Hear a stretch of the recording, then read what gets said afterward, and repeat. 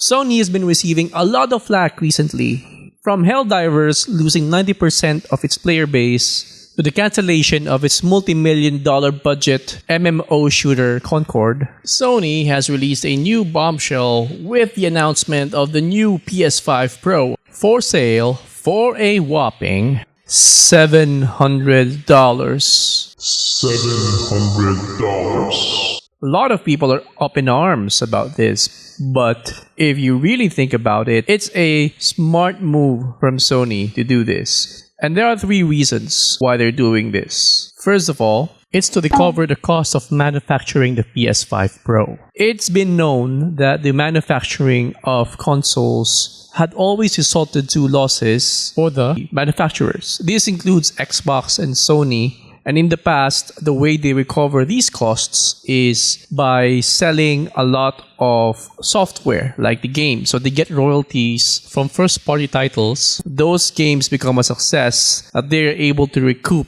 the cost of creating these consoles. The original console version would always sell more than the improved iteration version of that same console. And with the life cycle nearing its end, the PS5 Pro may not be able to recoup the cost of creating that console if it were to rely solely on the games that Sony will sell. It makes sense because once the PS6 comes out, the PS6 costs will be recovered from the sales of PS6 games.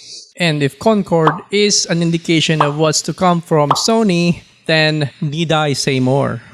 As such, increasing the cost gives Sony a chance to recover the cost of manufacturing this console. Now, what's driving this? Why would you introduce another console in the middle of this cycle? Or maybe not even in the middle, maybe we're almost a third of the cycle of the PS5. The second reason why it makes sense for Sony, it then introduces the consumer to the idea of the PS6 being priced this much. It gives Sony a justification to increase the price of the PS6 while retaining the price of the original version of the console.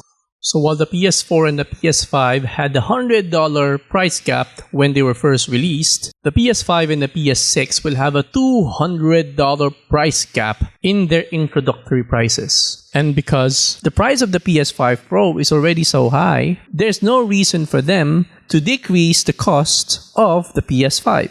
It's a big FU to the people who were just waiting for the PS5 Pro, hoping to grab the PS5 for a lower price. Because not only are you not saving, because you'll be paying the same price for the original console, but you've been also robbed of playing these games at an earlier time where there were less spoilers, making it a more fun and enjoyable gaming experience. And the third reason why they're doing this is because they can. Sony, at least the PS5 or the PlayStation, no longer has competition since Microsoft's Xbox has basically thrown in the towel, with Xbox no longer focusing on hardware. Rather, you see them mostly focusing on software. Even in the previous news, they would like to collaborate with Sony for their first-party titles.